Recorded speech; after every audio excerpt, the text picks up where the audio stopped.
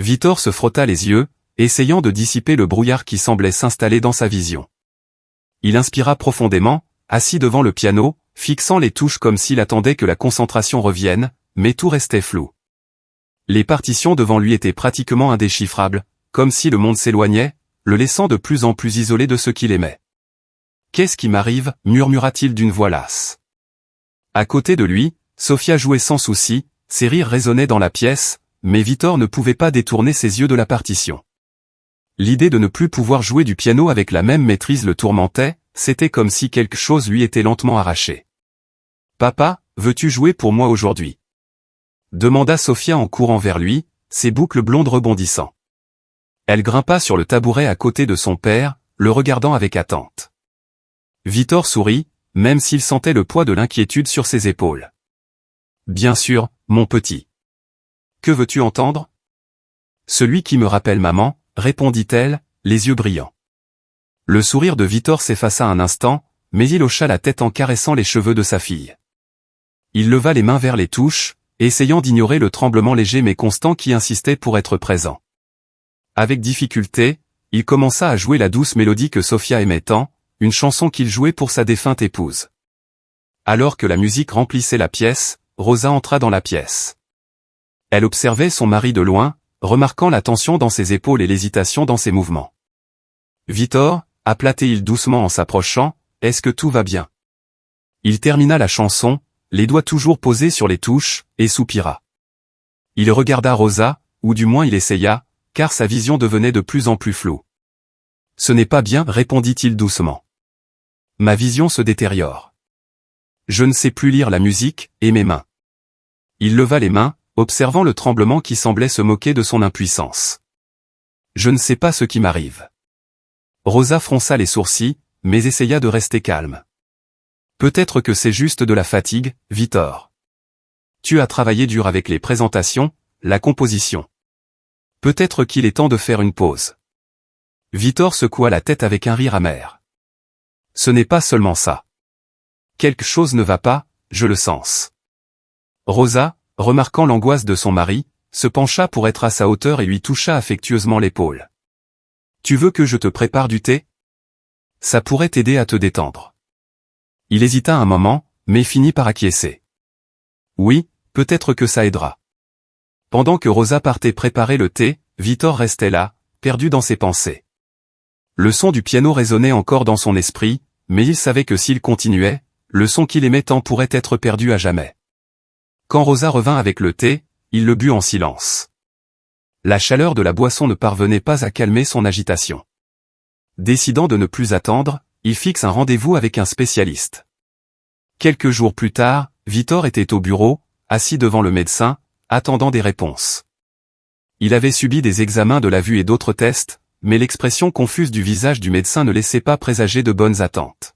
« Tous vos tests sont normaux, monsieur Victor », dit le médecin en feuilletant les rapports. « Votre vision, techniquement, est parfaite. Je ne vois aucune raison physique à cette perte de vision. » Victor fronça les sourcils, frustré. « Que veux-tu dire ? Je n'invente rien. Je ne vois pas clairement.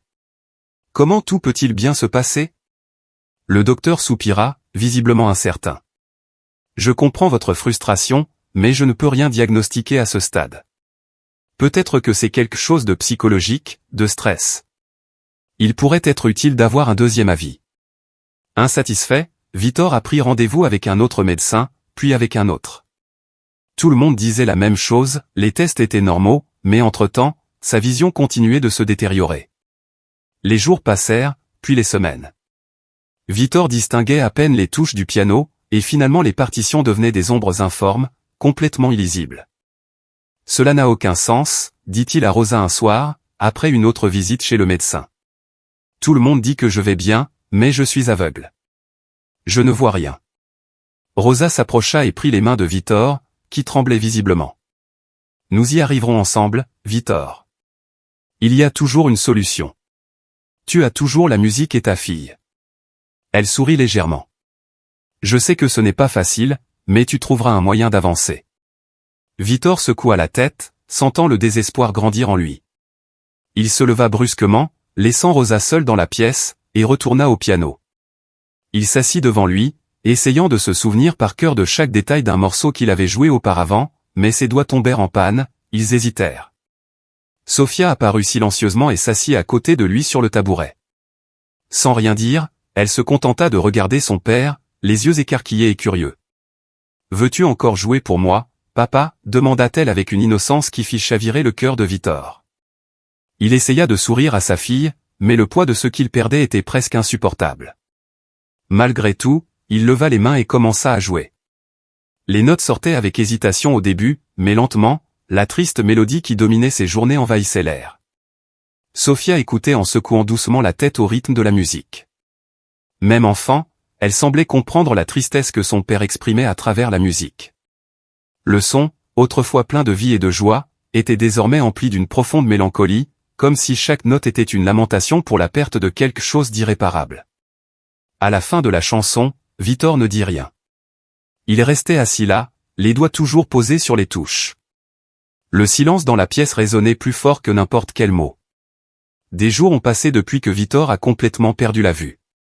Le piano, qui était autrefois le centre de son monde, restait désormais oublié, recouvert d'une fine couche de poussière, comme s'il reflétait l'état de son âme. Il passait des heures allongé dans son lit, silencieux, plongé dans de sombres pensées. Les rares fois où il se levait, c'était pour écouter la télévision, qui était désormais plus un compagnon qu'une distraction. Rosa entra dans la pièce lentement, d'un pas doux, comme si elle savait que tout bruit plus fort pourrait troubler la mélancolie de Victor. « Victor, tu veux du thé ?» demanda-t-elle, d'une voix douce et pratique, sans trop de chaleur, mais pleine d'une routine établie. « Oui, s'il vous plaît » répondit-il presque automatiquement. Son esprit était encore loin, ses pensées perdues dans sa nouvelle réalité. Rosa ne tarda pas à apporter le thé, le laissant à côté de lui, sur la table de nuit. Assise sur le bord du lit, elle posa sa main sur son épaule, un geste qui aurait dû être réconfortant, mais que Victor percevait comme mécanique. « Je sors avec des amis aujourd'hui. Je pourrais rentrer tard » dit-elle en se levant pour réparer son sac. Victor tourna son visage vers elle, comme s'il essayait de la voir, mais il ne voyait que le vide que sa cécité lui imposait. « Et Sofia ?» demanda-t-il, une pointe d'inquiétude apparaissant dans sa voix. « Qui va s'occuper d'elle ?»« Maintenant, tu es à la maison toute la journée, Victor. Tu peux prendre soin d'elle, » répondit Rosa d'un ton plus dur que prévu.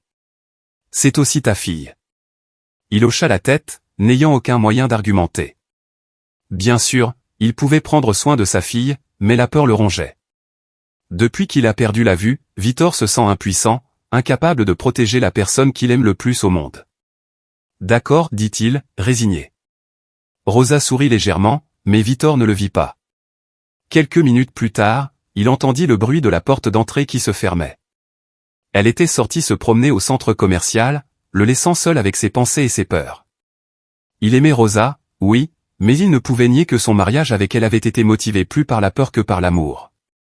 Lorsque sa première femme est décédée en couche, il était terrifié à l'idée d'élever Sofia seule. « J'avais besoin de quelqu'un qui soit la mère de la fille, quelqu'un qui soit là pour combler le vide laissé par la mort. » Victor soupira et se recoucha. Avais-je fait le bon choix? Rosa a toujours été bonne avec lui, l'a toujours traité avec respect et affection, mais dernièrement, il y avait quelque chose dans sa voix, dans ses actions, qui le mettait mal à l'aise. Peut-être que c'était juste le poids de la cécité qui le faisait tout remettre en question. Le temps passa et Victor s'enfonça encore plus profondément dans sa tristesse. Il passait des heures à écouter la télévision, sans se soucier de ce qui se passait autour de lui. Au milieu du silence, un rire enfantin remplit la maison. Sofia jouait dehors. Victor sourit, soulagé de savoir que sa fille était heureuse, même s'il ne pouvait pas être pleinement là avec elle. Soudain, les rires se sont transformés en cris désespérés. Le cœur de Victor battait à tout rompre dans sa poitrine et il se leva rapidement du lit, les oreilles ouvertes. « Papa !» Le cri de Sofia a résonné dans toute la maison et la panique l'a envahi. Victor courut, les bras tendus pour tenter de se déplacer parmi les meubles. Il sentit son cœur battre dans sa poitrine, son esprit désespéré. « Sofia !» a-t-il crié, ne sachant pas exactement où courir. Puis, il entendit le bruit de l'eau, la piscine. Sofia était dans la piscine. Les cris de la jeune fille étaient forts, désespérés et Victor ne savait pas quoi faire. Il était aveugle, impuissant. La peur de ne pas pouvoir joindre sa fille le paralysa un bref instant. « S'il vous plaît, quelqu'un !» criait-il presque sans voix, alors qu'il essayait de se repérer. C'est alors qu'il entendit un autre bruit, un clapotis dans l'eau. C'était Lucia, la cuisinière. Victor entendit le bruit de ses bras traversant l'eau et, en quelques secondes, Lucia tirait Sofia hors de la piscine. « Mon Dieu, Lucia !» s'exclama Victor, soulagé et toujours haletant de désespoir. Il courut vers le son de la voix de Sofia qui pleurait intensément. « De toutes mes forces. Sofia, mon amour, ça va. Papa est là. » Il sentit les petites mains de sa fille attraper sa chemise et la serra fort contre lui, sentant son cœur battre encore plus vite dans sa poitrine. « Merci, Lucia, dit-il d'une voix tremblante. Merci d'avoir sauvé ma fille. J'ai fait ce qu'il fallait, monsieur, répondit Lucia, inquiète. Êtes-vous d'accord? Victor n'eut pas le temps de répondre. Il entendit des pas plus légers approcher puis la voix de Rosa. Ce qui se passe? A-t-elle demandé d'un ton insouciant. Victor se tourna vers la voix de sa femme, tenant toujours Sofia dans ses bras, pleine d'émotion. Sofia a failli se noyer. Où étais-tu? J'étais ici, au bord de la piscine, répondit Rosa avec une froideur qui fit frissonner Victor. Je dormais. Victor resta silencieux pendant quelques secondes, essayant de comprendre ce qu'il venait d'entendre. Vous dormiez? Votre fille a failli mourir et vous dormiez? Elle criait à l'aide. Dit-il, incapable de cacher l'incrédulité dans sa voix. Tout va bien maintenant, Victor. Elle va bien, et c'est ce qui compte, n'est-ce pas? A répondu Rosa, sans montrer aucun signe de culpabilité ou d'inquiétude. Tu aurais dû aider, dit-il en sentant une oppression dans sa poitrine. Tu es très stressé. Je vais te préparer du thé pour te calmer, dit Rosa en s'éloignant sans attendre de réponse. Victor resta là, serrant Sofia dans ses bras, mais l'esprit tourmenté par le ton froid de Rosa. Quelque chose n'allait pas, mais à ce moment-là, tout ce qui l'intéressait, c'était sa fille. Il la serra un peu plus fort, se promettant que, même sans la vue, il ferait tout pour la protéger. Cette nuit fut longue pour Victor. Il entendit les pas doux de Rosa approcher, sentant la tension qui flottait encore dans l'air. Lorsqu'elle entra dans la pièce, sa voix contenait déjà une pointe d'irritation à peine dissimulée. « Victor, nous devons parler », commença-t-elle en croisant les bras et en s'appuyant contre le chambranle de la porte. « À propos de quoi ?» a-t-il demandé, imaginant déjà quel serait le sujet. « À peu près plus tôt », répondit Rosa d'un ton ferme. « Je n'ai pas aimé la façon dont tu m'as accusé. C'était un accident. Je dormais, je ne voulais rien dire. » Victor soupira, sentant le poids de la culpabilité dans sa poitrine. Il savait que sa réaction avait été chargée d'émotion, mais il ne pouvait pas s'en empêcher. La peur de perdre Sofia le dévorait. Il était aveugle, littéralement et émotionnellement, ce qui le rendait vulnérable. « Je sais, Rosa. J'étais excité. C'était la panique de voir notre fille dans cette situation. » Il fit une pause. « Je suis désolé si j'ai été impoli avec toi. » Rosa l'observa un moment et, malgré ses excuses, l'irritation flottait toujours dans l'air. « J'aime Sofia, Victor. Même si je suis sa belle-mère, je ne la mettrai jamais en danger. » Il y avait une fermeté dans sa voix, comme si elle voulait faire comprendre que son rôle dans la vie de la jeune fille n'était pas important. Moindre parce qu'elle n'était pas la mère biologique. Victor hocha la tête, même s'il sentait que quelque chose avait changé dans leur relation. Une petite fissure qui ne serait pas facile à réparer. « Je sais, Rosa. Vraiment. » Rosa, toujours le visage marqué par la tension, s'éloigna. Avant de quitter la pièce, il a cependant lâché une dernière phrase. « Si vous ne pensez pas pouvoir prendre soin d'elle vous-même, nous ferions mieux de penser à embaucher une nounou. De cette façon, vous n'aurez pas à vous inquiéter autant. » Victor réfléchit à cette suggestion. Ce n'était pas la première fois que l'idée d'avoir quelqu'un pour l'aider à la maison lui traversait l'esprit, mais quelque chose dans la façon dont Rosa le disait, avec un ton résolu, le mettait mal à l'aise. Après qu'elle ait quitté la pièce, il était seul, écoutant le silence de la maison. L'idée de compter sur une nounou le mettait mal à l'aise, mais il savait que, compte tenu de son état, cela pourrait en fait être la meilleure solution. Il ne voulait pas revivre l'expérience de presque perdre sa fille à nouveau. Les jours suivants, Victor a pris la décision de chercher une nounou. Il a appelé plusieurs agences, interviewé, mais aucun des candidats ne semblait avoir raison.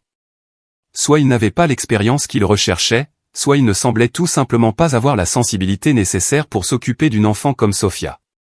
Vítor était extrêmement prudent, inquiet de savoir qui il laisserait aux côtés de sa fille. Le dernier entretien était prévu en fin d'après-midi. Quand la sonnette retentit, Vítor, avec l'aide de Lucia, se dirigea vers la porte. La jeune femme qui entra se présenta d'une voix calme et confiante. « Bon après-midi, monsieur Vítor. »« Je m'appelle Lara, » dit-elle d'une voix douce et aimable. « Je suis apparemment le dernier candidat de la journée. » Vítor a immédiatement remarqué que, dans sa façon de parler, Lara était polie, mais qu'elle semblait aussi avoir un naturel que les autres candidats n'avaient pas montré. « Asseyez-vous, s'il vous plaît. » Vítor fit un geste vers le canapé et l'interview commença. Il a posé plusieurs questions, comme il l'avait fait avec les autres candidats, essayant de déceler tout signe d'incompatibilité. Lara a parlé de son expérience antérieure en tant que nounou, même si elle était jeune. « Savez-vous nager ?» demanda soudain Vítor. Lara hésita un instant, surprise par la question. « Oui, je sais », répondit-il sans bien comprendre la raison de cette question. « Super, c'est important. » La jeune femme se contenta d'acquiescer, sans poser davantage de questions. Vítor décide alors de présenter Sofia. Ils montèrent dans la chambre de la jeune fille et, dès que Sofia la vit, une connexion instantanée s'établit. Sofia, qui était toujours un peu timide avec les étrangers, a immédiatement souri à Lara. « Salut Sofia », dit Lara en s'agenouillant au niveau de la jeune fille. « Qu'est-ce que tu aimes faire le plus ?» Sofia, les yeux brillants, répondit sans hésiter. « J'aime écouter mon père jouer du piano, mais il n'en joue plus. » Cette phrase frappa Vítor comme un couteau. Il le savait déjà, bien sûr, mais l'entendre de la part de sa propre fille, si pleine de sincérité et de tristesse, le fit déglutir. Lara, remarquant l'atmosphère tendue, essaya rapidement de changer d'orientation. « Quelle musique aimes-tu ? Peut-être que je peux la jouer pour toi. » Les yeux de Sofia s'écarquillèrent de surprise. « Est-ce que tu joues du piano ?» Lara sourit et se dirigea vers le piano. Il s'assit gracieusement sur le tabouret et commença à jouer la chanson mentionnée par Sofia. Les notes sortaient douces et gracieuses, remplissant la pièce d'une mélodie familière. Sofia sourit jusqu'aux oreilles, s'approchant de Lara et la regardant jouer. « Tu joues comme mon papa !» s'est exclamée Sofia avec enthousiasme. En entendant le bonheur dans la voix de sa fille, Vítor se sentit envahi par un mélange d'émotions, l'envie de jouer du piano, la douleur avec force, mais aussi une joie authentique de voir sa fille sourire à nouveau. « Lara, tu as dit fermement », a dit Lara et est apparue avec humour. « Merci, monsieur Vítor. » Avant de partir, Vítor posa encore une question, curieux du talent de la jeune femme. « Où as-tu si bien appris à jouer du piano ?» Lara hésita un instant, puis sourit doucement. « C'est ma mère qui m'a appris. Elle a toujours été une grande source d'inspiration pour moi. » Lara a commencé à travailler régulièrement chez Vítor et les changements ont été immédiats. Les rires de Sofia devenaient plus fréquents, résonnant dans toute la maison et, de temps en temps, Vítor entendait le son du piano joué doucement par Lara, remplissant la pièce d'une mélodie familière et réconfortante. Rosa, désormais avec Lara qui s'occupe de Sofia, a commencé à passer moins de temps à la maison et à profiter davantage de ses loisirs. Vítor a remarqué cette absence croissante, mais il a préféré se concentrer sur le fait que sa fille était heureuse et entre de bonnes mains. C'était tout ce qui comptait pour l'instant. Le temps passait et la santé de Vítor semblait se détériorer chaque jour davantage. Sa vision avait complètement disparu, et maintenant ses mains tremblaient plus fréquemment, rendant même les gestes les plus simples un défi. De plus, il ressentait une fatigue constante, une fatigue qui semblait épuiser ses forces petit à petit. Il en avait déjà assez d'aller chez le médecin, après tant de consultations et d'examens sans réponse concrète. Il s'était pratiquement rendu à son état. Il n'y avait qu'une chose qui le maintenait debout, Sofia. Un jour, Vítor était assis devant le piano, passant ses mains sur les touches poussiéreuses, sentant la douce texture de l'instrument. Il soupira profondément, manquant de jouer, sentant les notes couler entre ses mains. Mais en même temps, consciente que ses jours étaient révolus, le sentiment de perte était immense. C'était quelque chose auquel il commençait à s'habituer. Soudain, une forte toux le surprit, interrompant ses pensées. Vítor se pencha un peu, luttant pour reprendre son souffle, alors que la toux continuait. Lara, qui se trouvait à proximité, l'entendit et apparut rapidement avec un verre d'eau. Ça va, monsieur Vitor? A-t-elle demandé, inquiète. Tu es très pâle. Vitor, toujours haletant, accepta le verre et but une gorgée, essayant de cacher sa faiblesse. Je vais bien, dit-il en se forçant à sourire. Juste une toux passagère. Lara le regardait, ne le croyant visiblement pas complètement, mais décida de ne pas lui faire pression. Elle sourit doucement et changea de sujet. Je sais comment faire un thé qui aide contre la toux. Puis-je vous en préparer? Vitor hocha la tête, appréciant l'attention que Lara lui accordait. Elle disparut dans la cuisine et il resta assis là, devant le piano, les mains toujours sur les touches. Il pensait à la façon dont il avait abandonné tant de choses, mais pour une raison quelconque, la présence de Lara et Sofia illuminait encore ces jours sombres. Quelques minutes plus tard, Lara revint avec le thé et le tendit à Vitor. Et voilà. J'espère que ça aide. Il sourit en buvant une gorgée. Le thé était délicieux, avec une saveur qui le réchauffait intérieurement. Mieux que celui de Rosa, pensa-t-il, mais il se retint de le dire à voix haute. Merci, Lara. C'est génial, a-t-il dit avec une sincérité qui n'est pas passée inaperçue chez elle. Lara s'assit à côté de lui sur le tabouret du piano, l'observant attentivement. Vous savez, quand j'étais plus jeune, j'allais à l'un de vos spectacles, a-t-elle dit en brisant le silence. C'est l'une des raisons pour lesquelles je suis tombé amoureux du piano. Vous avez été une grande source d'inspiration pour moi. Vitor resta silencieux un moment, surpris par les paroles de Lara. Il sourit, mais il y avait un ton lourd dans son ton lorsqu'il répondit. Je suis heureux d'entendre ça, mais mes jours de pianiste sont terminés. Sans vision, avec des mains comme ça, il leva ses mains tremblantes, sentant le vide des notes avec lesquelles il ne jouerait jamais de la même manière. Précision comme avant. Lara le regarda avec une expression de défi sur le visage. Qui a dit que tu ne pouvais plus jouer? La vision ne fait pas tout, Vitor. Je parie que tu as encore beaucoup à offrir au piano, même si tes mains tremblent. Avant qu'il puisse répondre, elle se leva rapidement et attrapa un bandeau sur les yeux. Regardez, dit-elle en souriant. Je vais te prouver qu'on peut toucher sans voir. Elle a attaché le bandeau sur ses propres yeux, s'est assise au piano et a commencé à jouer une douce mélodie. Vitor écoutait, impressionné. Lara jouait avec une précision admirable, même sans voir les touches. Quand elle eut fini, elle ôta le bandeau et se tourna vers lui. Maintenant, c'est ton tour, l'encouragea-t-il en poussant légèrement le banc vers lui. Vitor hésita. Cela faisait des mois qu'il n'avait même pas essayé de jouer du piano, et la peur de l'échec le paralysait. Mais il y avait quelque chose dans les encouragements de Lara qui suscitait en lui une étincelle d'espoir. Les mains tremblantes, il posa lentement ses doigts sur les touches, prit une profonde inspiration et appuya prudemment sur les premières notes. Au début, les notes sortaient avec hésitation, mais à mesure que ses doigts bougeaient, il commença à se rappeler ce que c'était que de sentir la musique couler. Même sans voir, même avec ses mains tremblantes, il était capable de toucher.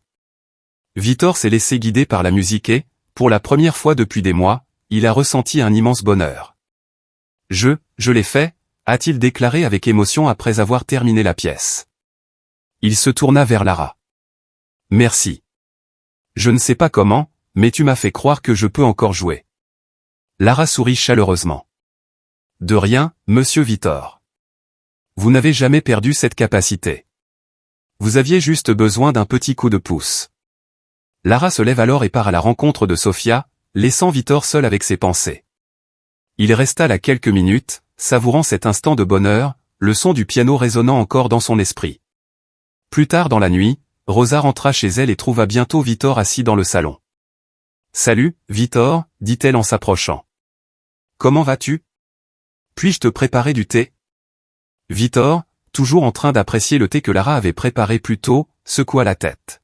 « Pas besoin, Rosa. Lara m'a déjà préparé du thé et c'était super. » Rosa s'arrêta un instant. Même si Vitor ne pouvait pas voir, son visage se tordit en une expression de colère réprimée.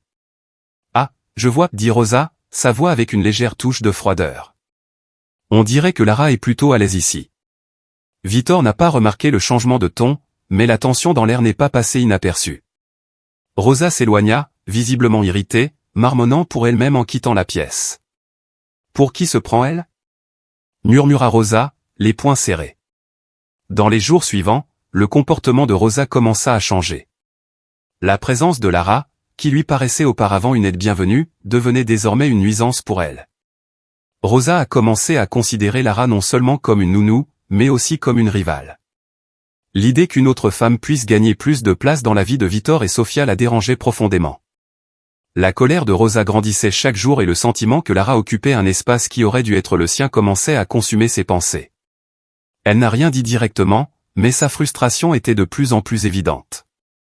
Les jours s'éternisaient et la tension entre Vítor et Rosa ne semblait jamais cesser complètement. Un certain malaise était dans l'air depuis la dernière fois que Rosa avait suggéré de remplacer Lara. Cependant, Vítor savait qu'il s'agissait de jalousie, ce que Rosa refusait d'admettre. Il ne comprenait pas pourquoi sa femme se sentait soudainement menacée par une personne aussi jeune et professionnelle que Lara, mais il a décidé de ne pas approfondir cette question. Cet après-midi-là, Rosa revint sur le sujet, essayant de persuader Vítor qu'il serait préférable d'embaucher une autre nounou.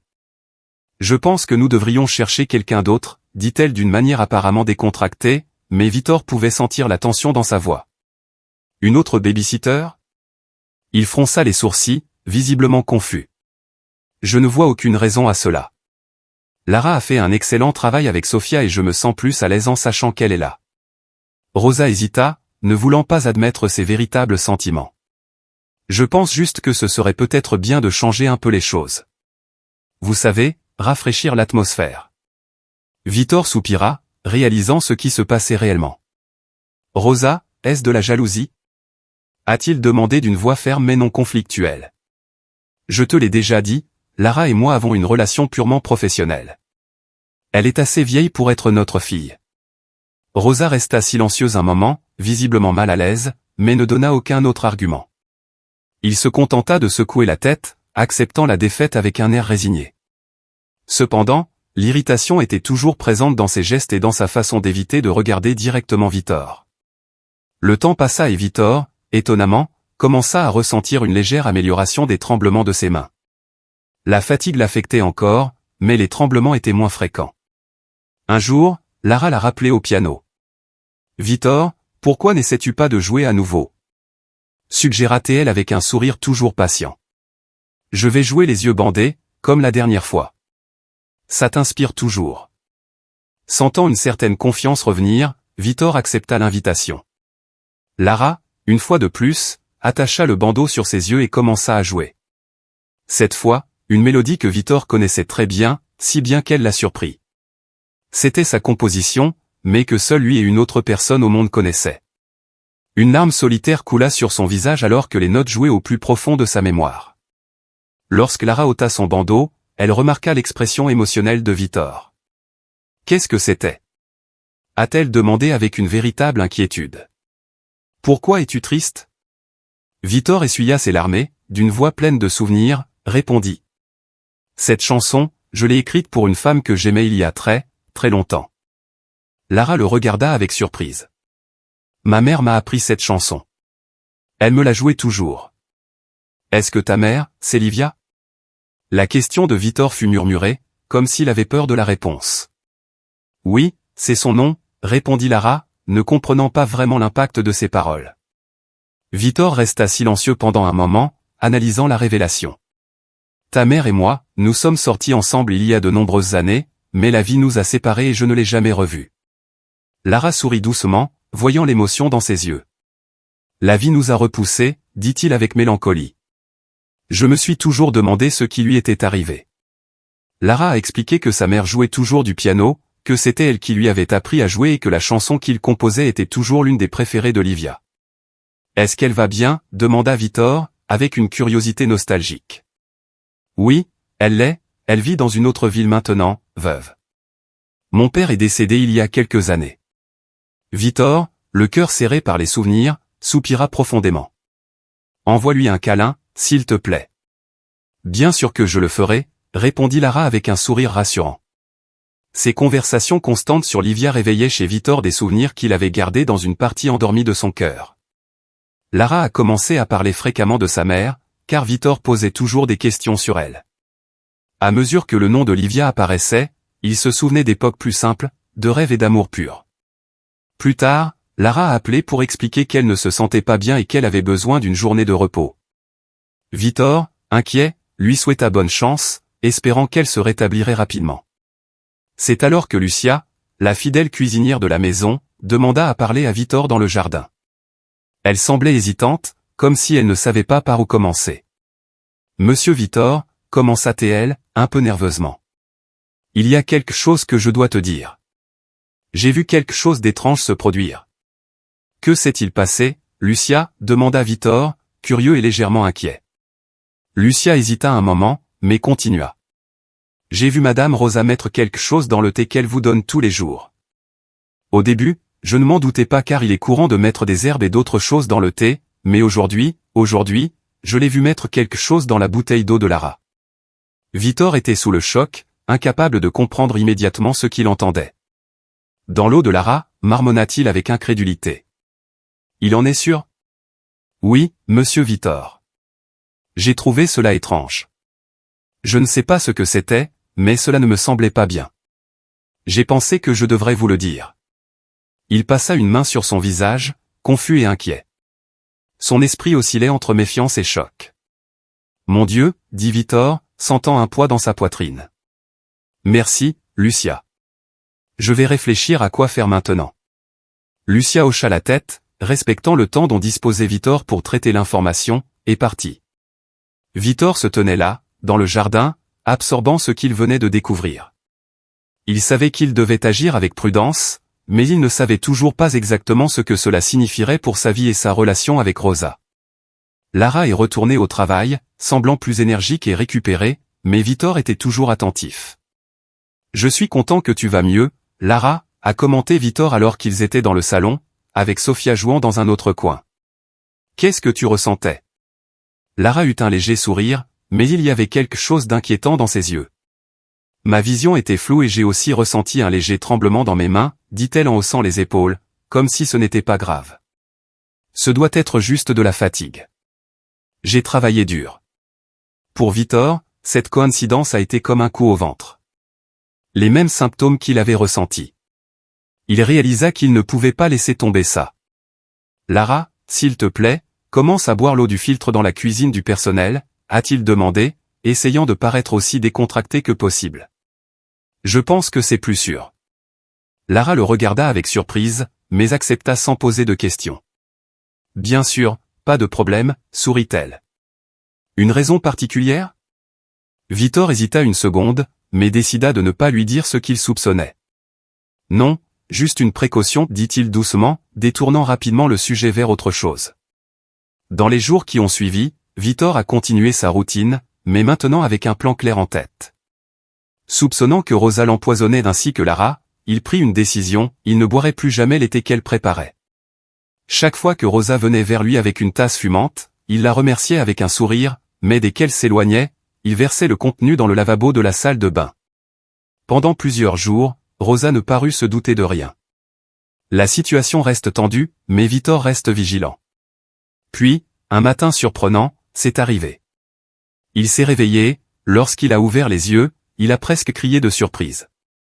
Même si sa vision était encore floue, il pouvait voir des formes et des ombres, quelque chose qui ne s'était pas produit depuis des mois. L'espoir s'enflamma en lui, et à cet instant, il en fut sûr, Rosa était à l'origine de sa cécité et de ses tremblements. Victor savait qu'il devait agir avec calme. Il a continué à faire semblant d'être aveugle, même si sa vision s'améliorait petit à petit de jour en jour.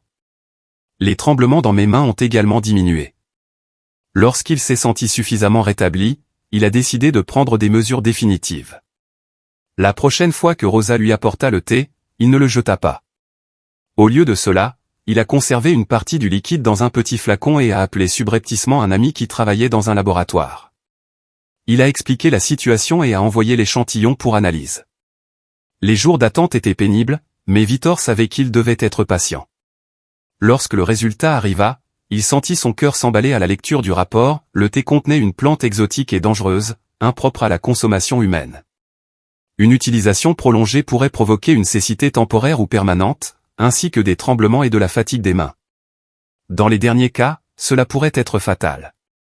La plante était difficile à détecter lors des examens médicaux car elle était rapidement absorbée par l'organisme sans laisser de traces. Le bilan de Victor tomba comme un poids, Rosa lui avait donné cette plante pendant tout ce temps, et maintenant elle faisait de même avec Lara.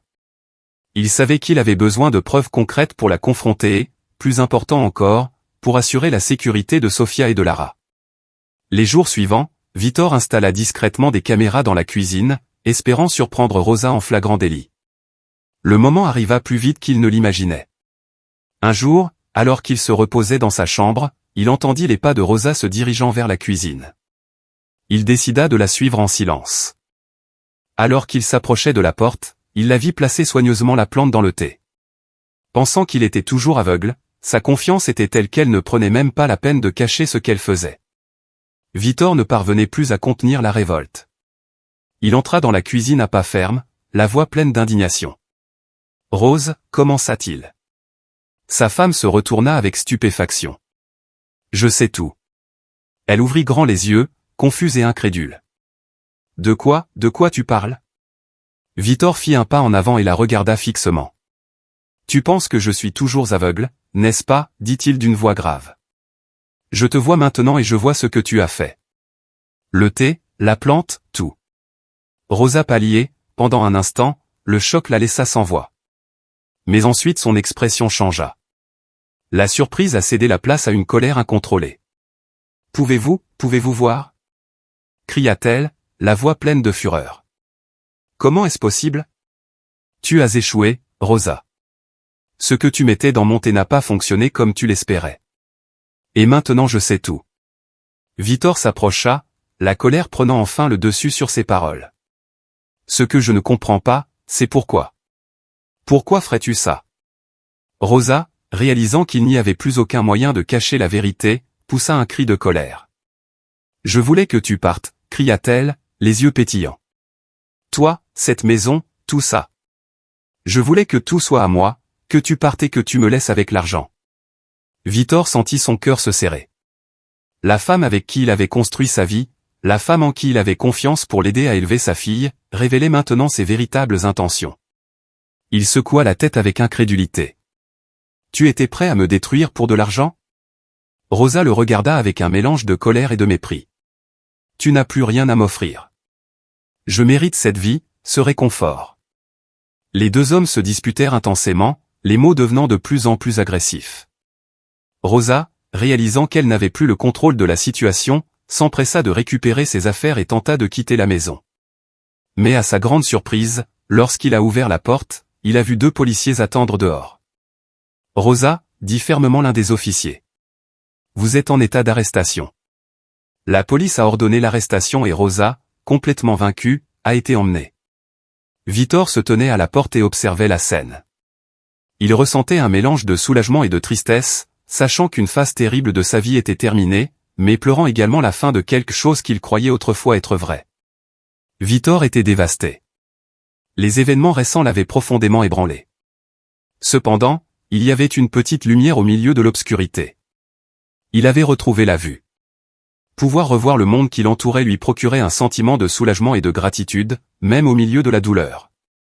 Sofia, innocente et inconsciente de la complexité de ce qui s'était passé, posa une question dont il savait qu'elle viendrait tôt ou tard. « Papa, Rosa ne rentre plus à la maison. » demanda-t-elle de sa voix douce. Vítor soupira, essayant de choisir ses mots avec soin. Il ne voulait pas mentir, mais il ne voulait pas non plus effrayer Sofia avec la brutale vérité. « Elle a dû voyager, Sofia. Elle va être absente pendant longtemps, » répondit Vítor en caressant les cheveux de sa fille. Fait intéressant, Sofia ne semblait pas trop secouée. En fait, elle haussa les épaules et se remit à jouer. « C'est bon. De toute façon, elle ne restait pratiquement pas à la maison, » dit Sofia avec la simplicité d'une enfant. Vítor ressentit un pincement au cœur, mais aussi un certain soulagement. Sofia ne ressentait pas l'absence de Rosa, et cela ne faisait que renforcer ce qu'il savait déjà, Rosa n'avait jamais été vraiment présente dans la vie de sa fille. Peu de temps après, Vítor a décidé de raconter toute l'histoire à Lara. Elle fut effrayée de découvrir à quel point elle avait été proche d'un danger invisible. Lorsqu'il révéla tout, depuis ses soupçons jusqu'à la confirmation que Rosa essayait de l'empoisonner, Lara pâlit. « Mon Dieu, Vítor !» murmura Lara, sentant un frisson lui parcourir le dos. « J'ai failli être. » « Oui, mais heureusement, tu vas bien maintenant. »« Nous allons bien tous les deux, » dit Vítor, essayant de la rassurer. Les jours qui suivirent apportèrent un peu de normalité dans la vie de Vítor. Il revient au piano avec la passion qu'il a toujours eue. La musique, qui était autrefois son évasion, est désormais devenue sa rédemption. Les notes coulaient de ses doigts avec une force renouvelée et il commença à composer de nouvelles chansons, remplissant la maison de mélodies qui apportaient paix et joie. Bientôt, les invitations à jouer lors d'événements ont recommencé à arriver. Un jour, Vítor reçut une proposition pour se produire dans un grand théâtre, ce qu'il n'avait pas fait depuis longtemps. Il a décidé que c'était l'occasion idéale pour célébrer son rétablissement et a invité Lara à assister au spectacle. « Je veux que tu sois là », dit-il avec un sourire sincère. « Cela signifie beaucoup pour moi. » Lara était excitée et accepta volontiers l'invitation. « Bien sûr que je serai là. J'ai hâte de te voir briller à nouveau sur scène. » Le jour de la représentation, la salle était pleine à craquer. Vítor a joué plusieurs chansons, chacune avec une émotion différente, mais toutes dans le même but, montrer qu'il avait surmonté les ténèbres qui l'entouraient. À la fin du spectacle, les applaudissements étaient assourdissants. Vítor était ravi. Alors que la foule se dispersait, il aperçut Lara approcher. « Tu étais incroyable, Vítor, dit-elle en souriant radieusement. Et devine quoi, il y a un grand fan qui veut te voir. » Vítor fronça les sourcils. « OMS ?» Puis, parmi les ombres des coulisses, Livia est apparue. Le temps avait passé pour elle, mais aux yeux de Vítor, elle était aussi belle que dans sa jeunesse. « Livia » murmura-t-il, y croyant à peine. « Salut, Vítor, dit-elle doucement. » L'espace d'un instant, le monde, passé et présent, s'est réuni. Vítor se sentit transporté dans une autre époque. Les deux se regardèrent et Lara, remarquant le lien qui les unissait, sourit et s'éloigna discrètement. « Je vais m'occuper de Sofia. Je vous laisse seul, dit-elle avant de partir. Vítor et Livia ont parlé pendant des heures cette nuit-là, se souvenant du bon vieux temps et rattrapant tout ce qui s'était passé dans leur vie. Le lien qu'ils entretenaient autrefois semblait intact, comme si le temps n'avait pas affaibli le lien qui les unissait. Vítor l'a invité à venir chez lui pour qu'il puisse continuer la conversation, et Livia a accepté avec plaisir. Les jours passèrent et les deux hommes recommencèrent à se rapprocher. Livia, avec son expérience de vie, savait exactement comment se comporter avec Sofia, qu'il adorait. « J'ai déjà été mère de fille. Je sais comment me comporter avec elle », a déclaré un jour Livia en faisant un clin d'œil à Vítor, qui riait. Ce n'était qu'une question de temps avant que Vítor et Livia se reconnectent de manière plus profonde. L'amour qu'ils avaient partagé dans le passé semblait renaître, cette fois plus mûr et avec une nouvelle perspective. Vítor se sentait à nouveau comme un adolescent, incapable de contenir son sourire lorsqu'il était avec elle. Rapidement, les deux hommes redeviennent un couple. Un après-midi, Livia était dans la cuisine en train de boire du thé. Elle se tourna vers Vítor et Lara et demanda avec un sourire. « Tu en veux ? C'est délicieux. » Vítor et Lara se regardèrent et, sans rien dire, se mirent à rire. « Je pense que je vais rester longtemps sans boire de thé, maman, » a plaisanté Lara en riant. Vítor s'est approché de Livia, a posé ses mains sur les siennes et l'a embrassée doucement. « Je t'aime, Livia, mais, comme Lara l'a dit, je vais éviter le thé pendant un moment, dit-il en souriant. Livia fronça les sourcils, ne comprenant pas, mais avant de pouvoir demander, Vítor la rassura. « Je te dirai tout lors de notre dîner romantique ce soir.